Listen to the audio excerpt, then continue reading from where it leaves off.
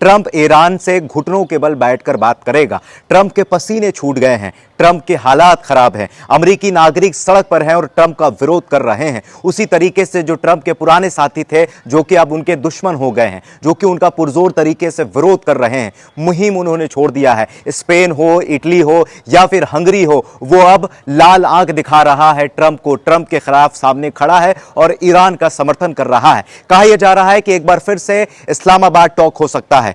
कहा यह जा रहा है कि एक बार फिर से ईरान और अमेरिका का जो डेलीगेशन है वो इस्लामाबाद जाएगा और एक बार फिर से ईरान और अमेरिका जो है एक टेबल पर बैठकर बात करेगा। लेकिन इस बार अमेरिका जो है घुटनों के बल बैठकर ईरान से बात करेगा, दरखास्त करेगा, रिक्वेस्ट करेगा। जी हां दोस्तों, इस बार ट्रंप घुटनों के बल आ गया है और ट्रंप किसी भी हाल में चाहता है कि यह जंग खत्म हो। वो किसी भी हाल में चाहता है कि यह जंग अब दोबारा शुरू ना हो और सीज फायर जो है हो और लंबे समय तक सीज फायर हो, कोई भी जंग ना हो। जी हां दोस्तों, इस ट्वीट पर नजर डालिए। ये पाकिस्तान के सेना प्रमुख आसिफ मुनीर हैं, जो बुधवार को जो है तेहरान पहुंचे हैं और इनका इस्तकबाल ईरान के विदेश मंत्री जो है मुलाकात कर रहे हैं, इनका इस्तकबाल कर रहे हैं, इनका स्वागत कर रहे हैं। कहा यह जा रहा है कि अमेरिका और ईरान के बीच में जो तनाव अभी तक जारी है, उस तनाव को कम करने के लिए और इस जंग को रोकने के लिए जो है एक बार फिर से पाकिस्तान ने मुहिम छेड़ा है, पंचायती करना शुरू किया है। क्योंकि जो काम इस्लामाबाद में नहीं हुआ, वो काम अब पाकिस्तान ईरान जाके कह रहा है। कहा यह भी जा रहा है कि पाकिस्तान खुद से नहीं गया है, उसे ट्रंप का कॉल आया था। ट्रंप ने कहा कि भाई तुम ईरान जाओ और ईरान के विदेश मंत्री से बात करो, ईरान से बात करो और किसी भी हाल में इस जंग को रोकने की कोशिश करो। दूसरी तरफ पाकिस्तान के प्रधानमंत्री, पाकिस्तान के पीएम शहबाज शरीफ भी जो है मैदान में उतर गए हैं और वो जो है सऊदी के क्राउन प्रिंस से जाकर उन्होंने मुलाकात की है। और कहा यह जा रहा है कि एक तरफ ट्रंप ने शहबाज शरीफ को सऊदी अरब भेजा है, तो दूसरी तरफ जो है पाकिस्तान के आसिफ मुनीर को जो है तेहरान भेजा है। अब जरा इस ट्वीट पर नजर डालिए। जहां दोस्तों सऊदी अरब पहुंचे शहबाज शरीफ, क्राउन प्रिंस के सामने हाजिरी लगाई। अमेरिका एजेंडे लेकर मुनीर तेहरान यात्रा पर हैं। एक तरफ सऊदी को ईरान से सुरक्षा प्रदान करा रहा है पाकिस्तान, वहीं दूसरी तरफ अमेरिकी प्रतिनिधि के रूप में ईरान से बातचीत को पुनः पटरी पर लाने के लिए मुनीर ने फिर से मोर्चा संभाला है। जी हां दोस्तों, इस ट्वीट पर भी नजर डालिए। ईरान के विदेश मंत्री अब्बास अगराची ने पाकिस्तान के सेना प्रमुख आसिफ मुनीर से मुलाकात की। फील्ड मार्शल आसिफ मुनीर बुधवार को तेहरान पहुंचे, जहां अमेरिका और ईरान के तनाव को कम करने के लिए बातचीत हुई है। जी हां दोस्तों, एक तरफ शहबाज शरीफ सऊदी गए हैं, तो दूसरी तरफ जो है आसिफ मुनीर तेहरान गए हैं और बातचीत हो रही है। अब इस ट्वीट पर नजर डालिए। यह ट्वीट जो है ईरान के स्पीकर की तरफ से आया है। ईरान के स्पीकर मोहम्मद बगीर ने क्या कहा है उस पर नजर डालिए। लेबनान से व्यापक सीज फायर हिजबुल्लाह और रेजिस्टेंस की मजबूती का परिणाम होगा। अमेरिका को समझौते का पालन करना होगा। रेजिस्टेंस और ईरान एक ही आत्मा है। जंग हो या cease fire, America Israeli first नीति से पीछे हटे। जी हां दोस्तों, इजराइल के कारण जो है कोई भी बात नहीं बन पा रहा है। पिछले बार जब जेडी वेंस और ईरान एक टेबल पर बैठकर बात कर रहा था, तब नेतन्याहू का कॉल आता है और उसके बाद सब कुछ खत्म हो जाता है, कोई बातचीत नहीं होती है। जेडी वेंस उल्टे पैर जो है वहां से निकल जाते हैं और कुछ देर तक जो है ईरान का जो डेलीगेशन है वो इंतजार करता है और उसके बाद ईरान का डेलीगेशन जो है वो कहता है कि अब कोई टेबल पर बातचीत नहीं होगी। लेकिन पाकिस्तान के रिक्वेस्ट करने पर जो है वो ईरान जो है एक बार फिर से बातचीत करने को तैयार हुआ है। आसिफ मुनीर तेहरान पहुंचे हैं। अब जरा इस ट्वीट पर नजर डालिए और ईरान के जो सुप्रीम लीडर के जो सलाहकार हैं वो सीज फायर को लेकर क्या कह रहे हैं इस पर नजर डालिए। ईरान के सुप्रीम लीडर सलाहकार मोहम्मद मोहसिन रिजाई ने सीज फायर बढ़ाने से इनकार किया और अधिकारियों को सतर्क रहने की सलाह दी है।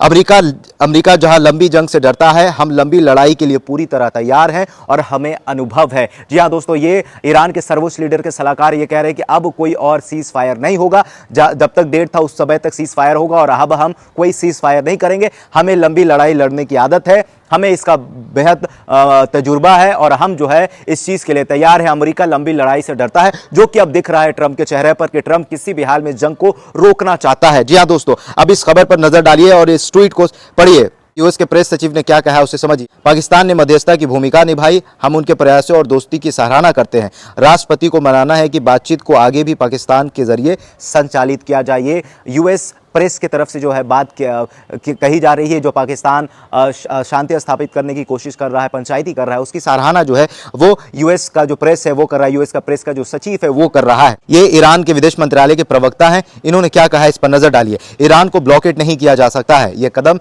निश्चित रूप से विफल होगा।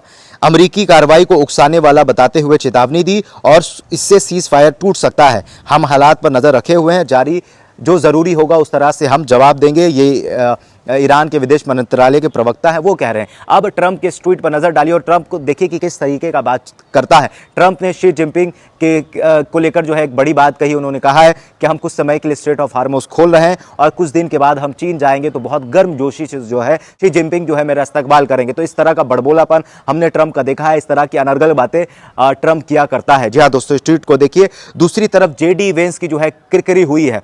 जब किसी टेबल पर बैठकर कोई डिबेट हो रहा था, किसी टेबल पर बैठकर इंटरव्यू हो रहा था, उसी दौरान जो अमेरिकी नागरिक है वो कहता है कि तुम बच्चों को मार रहे हो। अमेरिका पर यह इल्जाम लगाता है, जो कि सच है कि अमेरिका जो है बच्चों को मार रहा है। तभी जेडी वेंस कहता है कि तुम जो बाइडेन के आदमी हो, तुम विपक्ष के आदमी हो। यह सवाल विपक्ष की तरफ से आया है। जी हाँ दोस्तों, जब कोई आम नागरिक सही सवाल करता है, जब जायज सवाल करता है, तब उसे विपक्ष का आरोप लगाकर विपक्ष की तरफ का बताकर जो है इस जवाब से जो है वो लोग मुकर जाते हैं। और एक कमजोर लीडरशिप की यही क्वालिटी है। जी हाँ दोस्तों, अब ईरान के सेना के जो प्रमुख हैं, जो ईरान के सेना के सैनिक हैं, वो कह रहे हैं कि ईरान की सेना को किसी भी जमीन आक्रमण के लिए आदेश मिले, अगर ईरान की धरती पर सैनिक उतरे तो एक भी जीवित नहीं होगा। जी हाँ दोस्तों, एक भी दुश्मन जीवित नहीं होगा। ईरान के सैनिक धरती पर उतर गए, इस तरह की बात जो है ईरान के सैनिक कर रहे हैं। अब इस वीडियो को देखिए कि एक चाइनीज स्कॉलर ने नेतन्याहू को जलील किया है, नेतन्याहू को उसकी असलियत बताई है। ये एक इजरायली सोल्जर है, उस इजरायली सोल्जर के सामने एक चाइनीज स्कॉलर आते हैं, तभी ये चाइनीज स्कॉलर कहते हैं कि तुम्हारी लड़ाई जो है वो एक टेररिस्ट के साथ होनी चाहिए, लेकिन तुम खुद एक टेररिस्ट हो। तुमने 70,000 गजा के बच्चों का नरसंहार किया है, तुम एक आतंकवादी हो और इस चीज का पुरजोर तरीके से विरोध किया है। और देखिए कि किस तरीके से ये चाइनीज स्कॉलर जो है इजरायली सोल्जर को डांट रहा है, डपट रहा है। तो हर रोज इस तरीके से चाइना जो है जलील कर रहा है और ये असलियत है। ये असलियत इजराइल का है कि इजराइल लगातार सिविलियन पर हमला कर रहा है, चाहे लेबनान हो, हिजबुल्लाह हो, या फिर ईरान की राजधानी तेहरान हो, या फिर गजा के बच्चे हों। सालों साल से जो है ये सिविलियंस को मार रहा है। ये इंसान नहीं, एक तरह का हैवान, शैतान है और इसकी असलियत पूरी दुनिया में सामने आई है।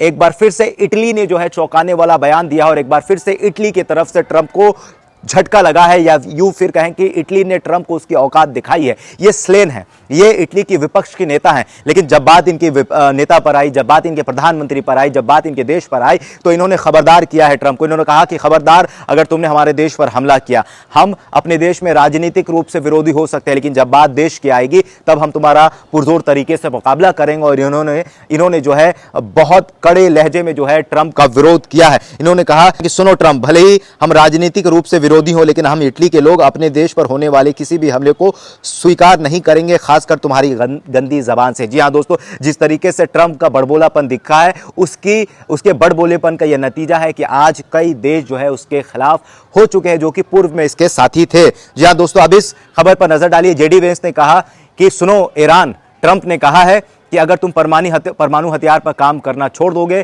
तो हम तुम्हें आर्थिक रूप से मदद करेंगे। तब ईरान ने बड़ा मजेदार जवाब दिया है। जवाब सुनिए। देखो, सीरिया, अफगानिस्तान, इराक जैसे सभी देश इजराइल और यूएस पर भरोसा करने के बाद वो अभी कितना खुशहाल है। तो एक तरफ से ईरान ने जो है बड़ा जबरदस्त जवाब दिया है। ईरान के एक सैनिक हैं, नेवी फोर्सेस के ईरान के एक सैनिक है, उन्होंने कहा है कि US navy forces 8 Iranian ships to China to turn back. Iran firms warning, continue the blockade, we will shut down the Persian Gulf of Oman, Red Sea, we will defend our sovereignty with full force. जी हाँ दोस्तों, ये Iran के सैन्य प्रमुख के शायद प्रवक्ता हैं। ये कह रहे हैं कि अगर तुम हमारे शिप को रोकते हो, चाइना के शिप को रोकते हो, तो हम पर्शियन गल्फ ऑफ ओमान और रेड सी को बंद कर देंगे। और उसके बाद क्या होगा ये पूरी दुनिया जानती है। और इसी बात का डर जो है सऊदी को सताया जा रहा है। इसलिए सऊदी ने शहबाज शरीफ से मुलाकात की है, सऊदी ने पाकिस्तान के पीएम से मुलाकात की है, ताकि इस तरह की चीज ना हो। दूसरी तरफ देखिए,